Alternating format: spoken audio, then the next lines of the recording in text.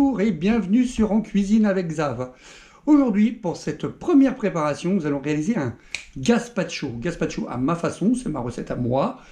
Bien sûr inspiré du vrai gazpacho. L'idée, c'est de vous montrer comment faire cette petite préparation dans un laps de temps plutôt court et surtout de s'assurer que ce soit simple et bon.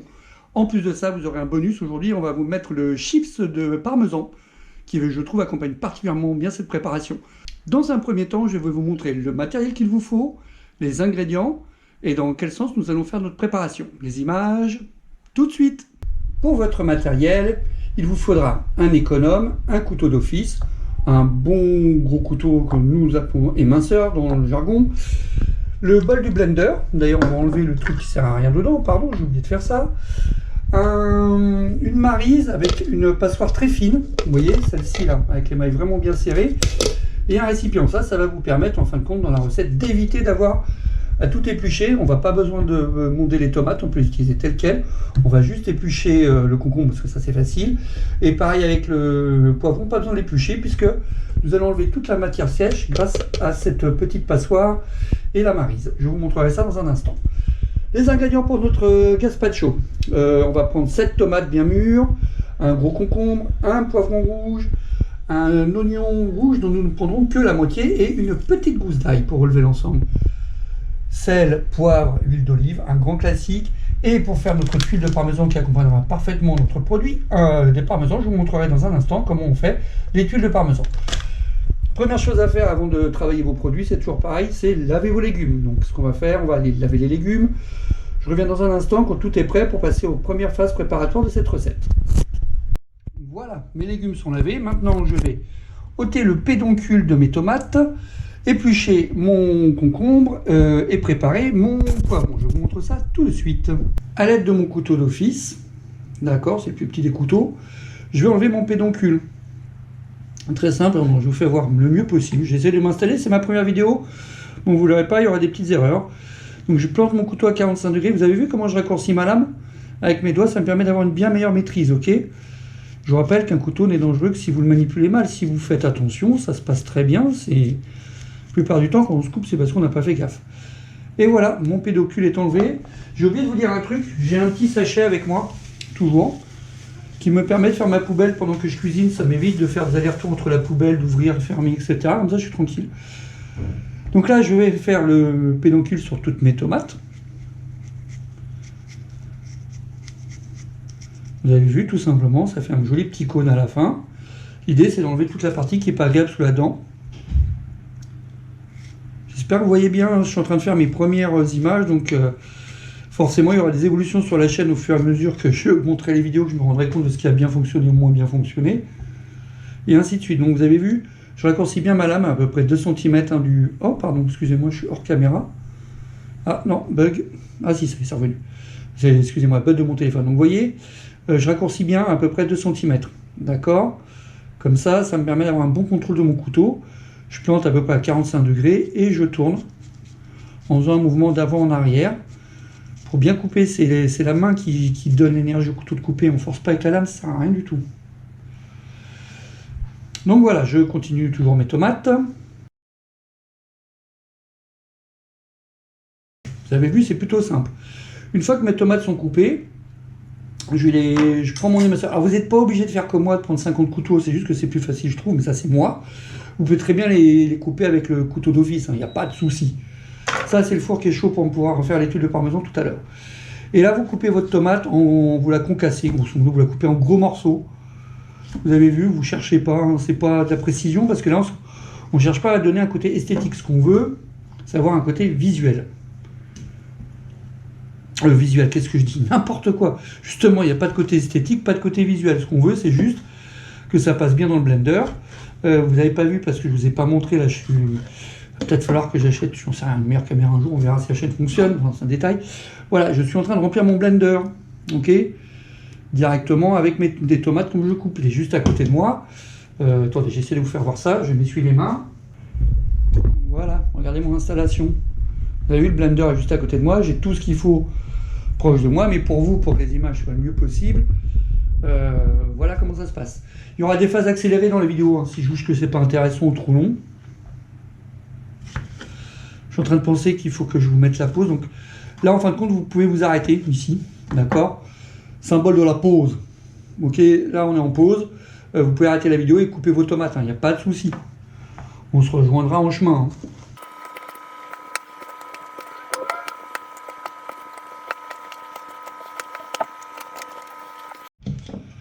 Maintenant que nos tomates sont concassées et toutes dans le blender, vous voyez, le blender est bien rempli. On va rincer un coup sa planche vite fait et ensuite on va passer au concombre et au poivron. Surtout au poivron, on va d'abord faire le poivron, je suis en train de penser. Voici notre poivron, notre couteau d'office. Vous avez vu, je n'ai même pas pris le temps de le laver. On va aller, un petit coup, chiffon histoire de... Comme je vous ai dit, hein, ici c'est une chaîne tranquille. Hein. Je ne vais pas vous donner des grandes règles sur l'hygiène et compagnie, c'est pas le but. Je vous donnerai quand même des pistes nécessaires quand c'est important, mais le reste du temps, c'est du travail tranquille. Vous avez vu, toujours pareil, j'ai attrapé... Pardon, il faut que je reprenne l'habitude d'ouvrir la caméra. J'ai raccourci un peu ma lame de couteau pour en avoir une meilleure maîtrise. Je plante et j'enlève, et je tourne, et voilà. Ça nous donne un joli petit chapeau. Je change de couteau, mais ça c'est moi. Vous faites comme vous êtes chez vous, vous êtes dans votre cuisine, vous faites comme ça vous va bien. Je coupe mon poivron en deux et je vais enlever toutes mes graines et toutes les petites chairs blanches qui sont à l'intérieur, qui sont pas très sympas à manger. Donc quand vous voyez, quand j'ai besoin, je réajuste ma coupe. Et là, vous voyez avec mon couteau, tranquillement, je viens allonger la chair. Touc, 2 secondes 2. Alors attention, hein, je précise pendant que j'y pense. Moi, je vous montre mes façons de faire, mes techniques en cuisine, ce que j'adore dans ce métier, justement, et dans cette activité qui consiste à se faire à manger. Il y a des techniques, il y a plein de façons de faire. Vous connaissez peut-être des choses que moi je ne connais pas, et inversement. Donc n'hésitez pas à partager dans les commentaires. Moi, c'est toujours avec plaisir que je découvre des nouvelles choses. Tout ça pour dire que, bah voilà, il y a plein de façons de faire, plein de choses. C'est ça qui est génial dans la cuisine, il y a toujours à découvrir, et on évite de juger ce que font les autres, chacun sa méthode. On aime, on n'aime pas, voilà, c'est nous que ça regarde, mais c'est facile de créer, enfin, comment dire, de critiquer, il faut faire mieux. Parenthèse terminée. Donc, vous voyez, mon poivron est débité, je prends mon couteau, et pareil qu'avec les tomates, je concasse. J'ai pas besoin de m'embêter à faire un truc précis et joli, je vais juste le couper, voilà, de façon à pouvoir le passer dans mon blender. Vous l'avez vu, là? Je me prends pas trop la tête, hein. Tac. J'attrape tout ça. Direction le blender. Ça c'est fait. Vous avez vu, je mets tout en vrac dans le blender, je m'embête pas. Regardez, gros plan sur le blender, c'est pas magnifique ça. Et maintenant je passe au concombre. Ah oui, un truc, excusez-moi, erreur hors caméra, j'ai coupé la gousse d'ail, je vous ferai voir, vu que j'en utilise tout le temps. Je la coupe grossièrement, la petite gousse d'ail, et je la mets dans mon blender. On peut mettre plus d'ail que ça, moi je mets qu'une gousse d'ail parce que bah, là on va manger ça avec mon fils ce soir. L'idée c'est aussi ça, après vous pouvez réépicer à votre sauce comme vous aimez, plus ou moins fort. Même en général je mets ça, très souvent, moi dans mon gazpacho, je rajoute ceci, du tabasco. Mais là, comme je suis avec mon chouchou, que je veux pas que ça lui arrache la tronche et tout, bah, je vais pas en mettre. Mais on peut. Vous l'aurez compris, on va passer au concombre, économe. Je trouve que c'est la méthode la plus simple. Après, chacun fait comme il veut. Vous pouvez faire deux façons. Soit vous venez vers vous, d'accord, soit vous allez vers l'avant. Franchement, moi, ce que j'aime vers l'avant, bah, vous les avez vu, hein, direct, ça pose l'épluche sur la planche, on s'embête pas, on peut repasser plusieurs fois, c'est rapide. Ça évite aussi de venir taper dans sa main. On en appuie sur la planche, on a une bonne précision, une bonne force pour bien enlever. Bon, bah voilà, ça fonctionne, vous avez vu. Sachez qu'avec cette technique, on peut aussi faire par exemple des tagliatelles de courgettes. Je vous montrerai ça. Je vous montrerai plein de choses. Je vous avouerai que c'est la première vidéo et que je suis en train de m'apercevoir que je vous dis plein de choses de ce qui est en train de me venir au fur et à mesure dans la tête. Ce qui n'était pas forcément prévu dans ce concept vidéo de cette chaîne, mais c'est pas grave. Vous me direz ce que vous en pensez dans les commentaires, si ça vous va ou pas. Vous avez vu, ça y est, j'ai fini. Je récupère mes parures. Bim. Mes parures, mes pelures. Ouh, bibi. Hop, j'enlève les parties de mon concombre qui ne me conviennent pas. Et là, sur le concombre, on va garder quelque chose. On va faire une petite nuance parce qu'on va faire un petit décor sur notre tuile de parmesan pour que ce soit plus sympa. Un truc tout bête. Donc, je récupère un petit bout de mon concombre. Pas grand chose, hein. Allez, on va dire 3 cm, clac, ça c'est fait, je le mets de côté. Le reste, je coupe mon concombre dans la longueur. Je ne vais même pas m'enquiquiner. Pareil, gros morceau.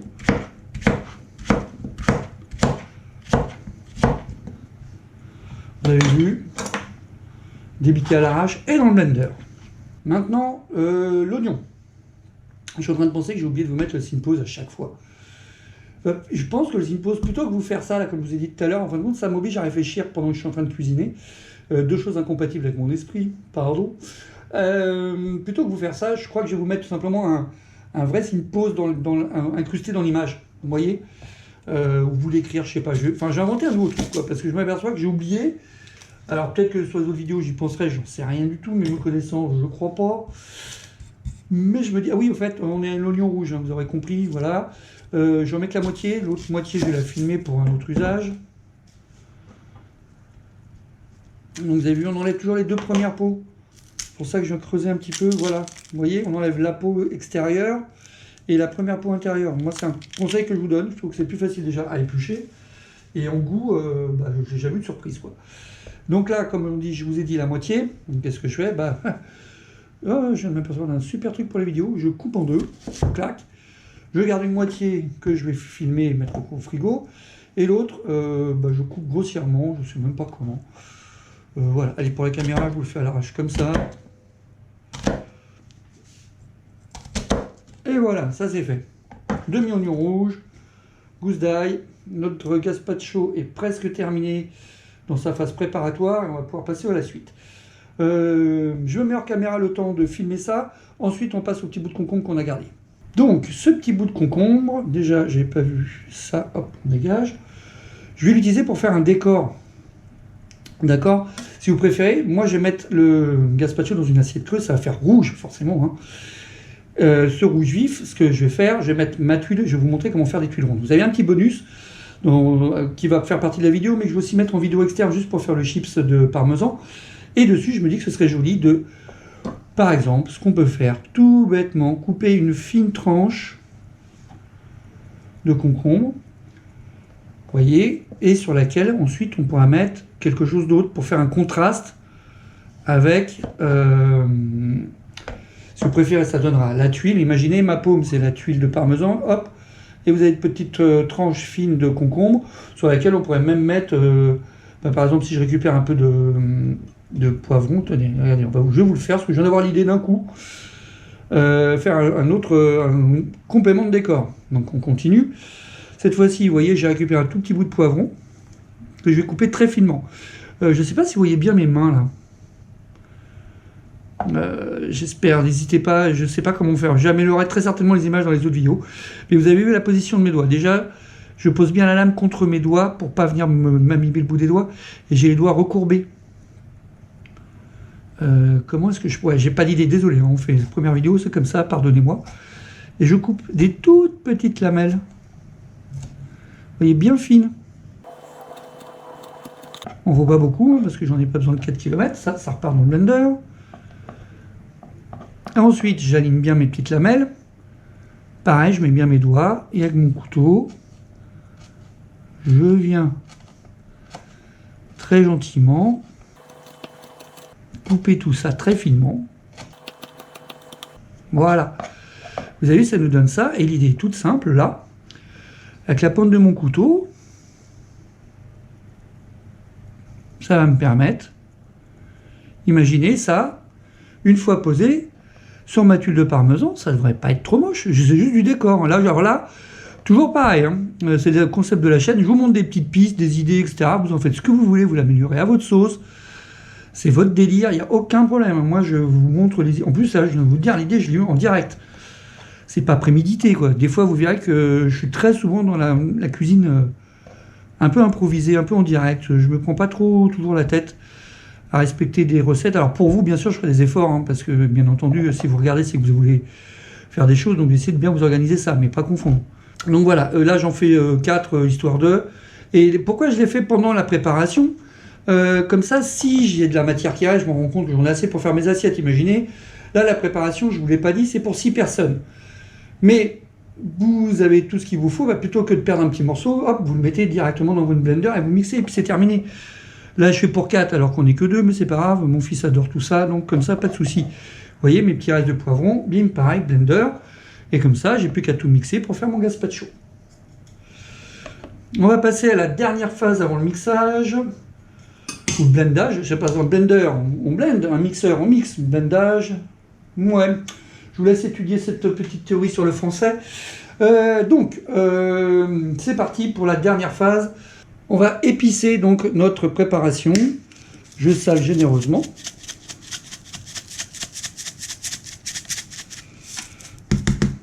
Sel de Guérande, je préfère.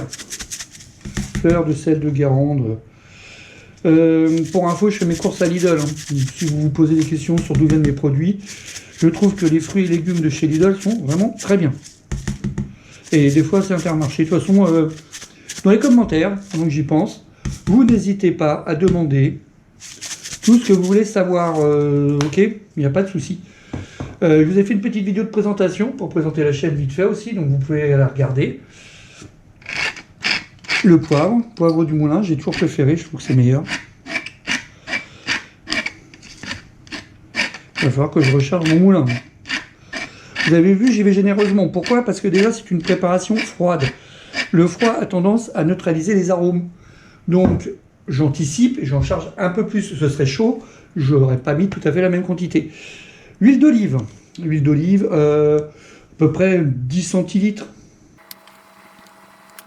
Et toujours pareil, vous avez le droit d'en mettre plus, d'en mettre moins, de mettre une autre huile selon votre délire. Alors moi, personnellement, gazpacho sans huile d'olive, c'est pas du gazpacho. Mais ça, c'est mon point de vue. Donc maintenant que ça c'est fait, on va blender. Donc je ferme mon blender.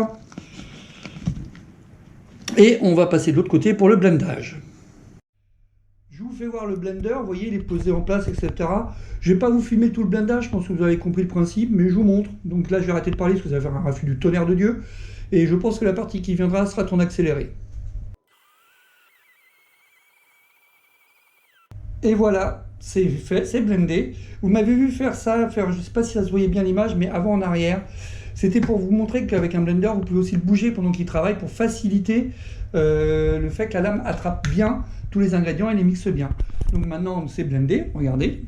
Maintenant que nous avons blendé, je trouve que ce mot est génial. Ok, notre préparation est bien blendée. On va tout passer pour enlever la matière sèche. Ah, j'ai oublié une chose, c'est l'assiette creuse. Pour récupérer la matière sèche, justement. Hop. Donc qu'est-ce que je fais? Super simple, ma maryse, ma passoire étamine, d'accord, à maille bien fine, vous avez vu, c'est quand même plutôt fin. Et un récipient, je verse. Vous avez vu, techniquement parlant, c'est super compliqué, hein. Et là, c'est là où la maryse rentre en jeu, je viens racler au fond, dans toutes les directions. Et vous allez voir à la fin, ça va vous donner la matière sèche. Donc ce que je vais faire pareil, ça prend quelques minutes, c'est pas très long, hein. Moi la vidéo vous paraît peut-être longue parce que comme je vous parle, que je décompose tout, ça peut faire des vidéos un peu longues. Mais au final c'est une réalisation qui prend genre 20 minutes. Hein. Et encore. Hein. Donc voilà. Vous avez vu là, ça y est, ça commence à bien diminuer. Je vous reprends dans un instant.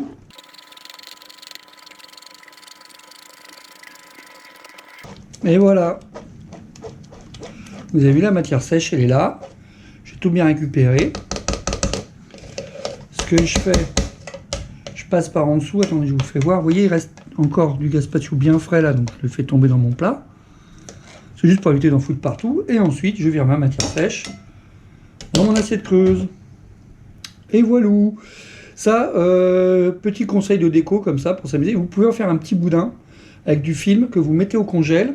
Ça vous donne ça, une seconde. Ça vous donne un petit truc comme ça. Vous coupez des petites tranches. Ok, au couteau. Alors, couteau à pain, c'est mieux hein, parce que c'est quand même un bon glaçon, c'est bien dur. Et ça fait de la déco aussi dans l'assiette. Ça peut être joli. Et en plus, c'est bon parce que c'est quand même des produits quoi, frais, des légumes. Je finis de passer mon gazpacho. Vous avez vu, c'est toujours pareil. Et ça prend pas très longtemps, parce que là, je vous ai accéléré cette partie-là au montage, mais moi, là, en termes de capture d'image, j'en suis à 4 minutes 21. Donc, c'est pas non plus trop long. Et puis quand c'est bon, hein, faut savoir faire durer. Vous voyez ce que je veux dire? Dernière partie. Et ensuite la réalisation du chips de parmesan et un dressage d'assiette. Et nous aurons terminé pour cette préparation d'un gazpacho qui, je trouve, arrive à point nommé en cette saison, en cet été quand même bien chaud, puisque nous sommes le 31 juillet. Repère temporel pour moi, ça. Et il va faire super chaud cette semaine. Donc, comment vous dire que c'est bien de manger des choses fraîches. Et voilà, c'est fini. Donc, toujours pareil, à la fin, je viens bien racler sous ma passoire. Je mets tout ça, hop. Vous voyez, je fais un package. Et ça part direct au lavage. Voilà, le gazpacho est prêt maintenant, vous avez vu, bien liquide. Je mets au frais, le temps de faire les chips de parmesan et c'est terminé. Donc, pour faire notre chips de parmesan, bien entendu, du parmesan en copeaux. Je trouve que c'est plus sympa pour le résultat, plus facile à faire et à maîtriser. Des cercles, alors quand vous en avez, si vous n'avez pas de cercle, vous vous embêtez pas, vous posez ça en tas tranquillement dans votre plaque qui va au four. Là, c'est ma plaque à rôtir, c'est le mot que je cherchais. Une feuille de papier sulfu, très simplement. Je prends ma plaque de papier sulfu ou papier cuisson, si vous préférez, hein, c'est la même chose. Là, je vais poser mes cercles, comme ça je vais vous montrer les deux techniques. Donc la technique avec le cercle que vous avez ici, et l'autre technique où si vous n'avez pas de cercle, comme vous pouvez faire, et vous pouvez donner la forme que vous voulez. C'est ça, je dirais, l'intérêt de certaines choses, c'est que vous pouvez mettre la forme qui vous fait plaisir, c'est à vous de vous amuser. Moi là, c'est par rapport à l'idée que j'ai sur la recette dans laquelle je vais utiliser ces chips. Mais sinon, rien de bien compliqué. Donc, qu'est-ce que je fais? Vous voyez, je remplis mes cercles. Hop. Je viens un peu égaliser. Ça va faire des gros chips. Je crois que j'ai un peu chargé celui-là. Le premier, je ferais mieux d'y aller à la main. Alors, des fois, regardez, vous me voyez faire des trucs, ça ne veut pas dire que ma méthode est la mieux. Hein. N'hésitez pas à faire votre méthode aussi. Voilà, il y en a beaucoup moins. D'ailleurs, je suis en train de me dire, je vais en enlever là. Parce que j'ai peur que ce soit plus un chip, ce soit une galette. Vous voyez ce que je veux dire? C'est pas grave si des fois tout n'est pas, le cercle n'est pas parfaitement comblé. Tout simplement parce que pendant la cuisson, ça va se liquéfier et donc ça va s'étaler. Donc il n'y a pas de souci. Il y a plein de méthodes pour faire ça. Des fois, je le fais aussi avec la grille de cuisson. Et comme ça crée des rainures sur mon papier sulfu, bah, ça fait en fin de compte des petites baguettes. C'est assez sympa. Un peu creux, donc à vous de gérer comme ça vous va bien. Donc ensuite, regardez, bah justement, tiens, puisqu'on parle de baguette, vous pouvez étaler votre parmesan pour que ça prenne la forme d'une petite tige. Vous pouvez faire un petit cercle aussi à la main. Pas besoin de faire un truc. Moi, j'utilise des emporte-pièces ou des cercles tout simplement parce que j'en ai. Mais si vous n'en avez pas, délicatement, voilà, vous donnez une forme avec vos mains à votre parmesan. Et puis, vous faites cuire, parce que là, ça va aller très vite. Donc, je fais juste ça, parce qu'on n'est que deux à dîner ce soir avec mon fils. Ce qui nous donne four à 200 degrés, là, parce que je n'ai pas pensé à le mettre sur 80, mais c'est pas très grave. Pendant, allez, max 5 minutes. En fin de compte, vous surveillez à partir de 3 minutes. L'intérêt, ce qu'on cherche, c'est d'avoir une coloration une légère coloration un petit peu brunâtre, mais pas trop. De toute façon, vous allez suivre ça avec moi au four.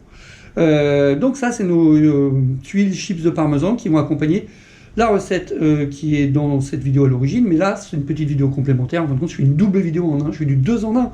Tout in one. Tout in one. Vous avez vu, même avec les mains, je suis trop fort. Tout ça pour vous dire que vous pouvez l'utiliser pour plein de raisons, mais j'en profite pour faire des toutes petites vidéos, des shorts, pour que ce soit plus agréable pour vous. Donc, on va enfourner.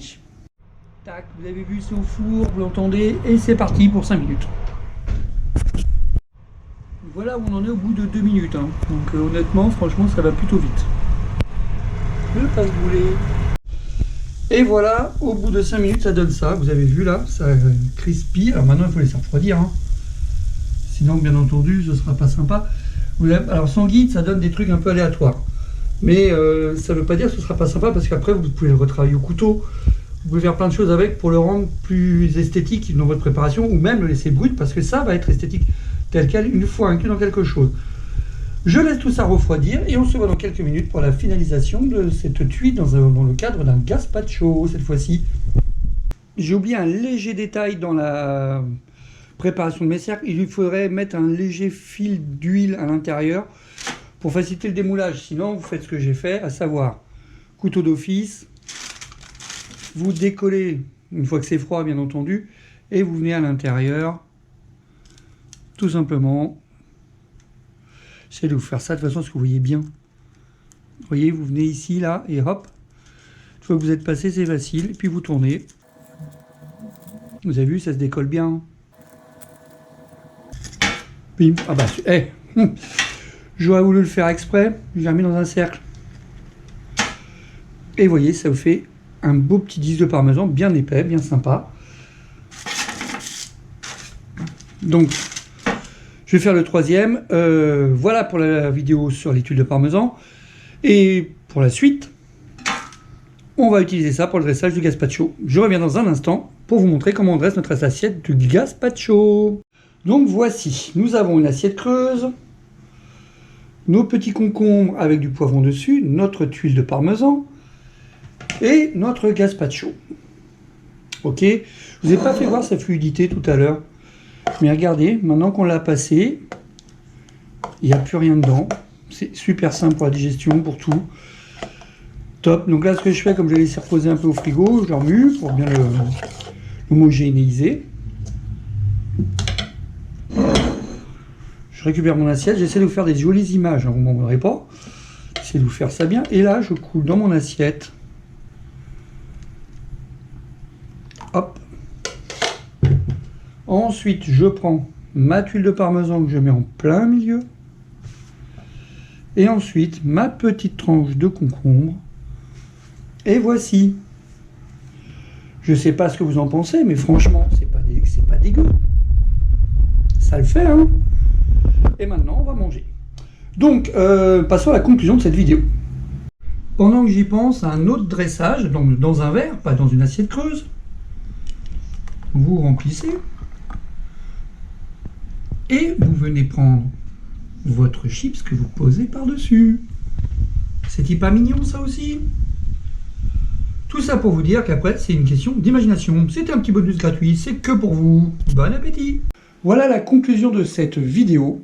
C'était ma première vidéo, donc je vous demande d'être tolérant, parce que y a des trucs, je me rends compte au fur et à mesure que je fais la vidéo. Tout, c'est pas forcément passé comme j'aurais voulu. J'ai des réflexes culinaires que j'ai tendance à vouloir aller vers l'évier, ouvrir le frigo. Vous voyez, faut que je travaille mon scénario à chaque fois pour vous, mais bon, ça va venir, laissez-moi du temps. En attendant, vous avez maintenant de quoi réaliser un bon gazpacho avec les tuiles de parmesan. Par les temps qui courent, j'entends la météo. Ça va vous faire du bien. Il est franchement bon, tout le monde l'apprécie. Moi, le premier, j'espère que vous aussi. Petit rappel, avant de conclure définitivement, vous pouvez amener les améliorations que vous voulez à chaque préparation. C'est de la cuisine, on se fait plaisir. Vous avez une idée, une inspiration, vous modifiez, vous faites évoluer, vous rajoutez, vous enlevez, vous rééquilibrez à votre sauce.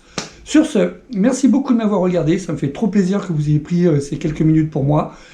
Vous avez donc la description dans la fiche technique dans la description de la vidéo, pardon, des fois je m'en mêle. Ensuite, vous pouvez vous abonner, ça me ferait super plaisir. Mettre un petit pouce bleu, ça veut dire que voilà, vous avez aimé ce que j'ai fait. Et vous avez le droit de faire la recette et de me commenter, hein, il n'y a aucun problème. Et me donner vos avis, vos améliorations, vos changements, etc. etc. Tout est faisable. Donc à la suite de cette vidéo, la petite vidéo bonus, j'ai utilisé cette vidéo sur le gazpacho pour faire la tuile de parmesan, hop, et puis là il va y avoir une petite interruption parce que c'est les vacances, mais de toute façon la chaîne va prendre son rythme, vous verrez ça au fur et à mesure en me suivant. Sur ce, je vous remercie de m'avoir regardé, je vous souhaite un bon appétit, et je vous dis à bientôt sur ma chaîne, avec moi en cuisine ou en cuisine avec Xav. Ciao!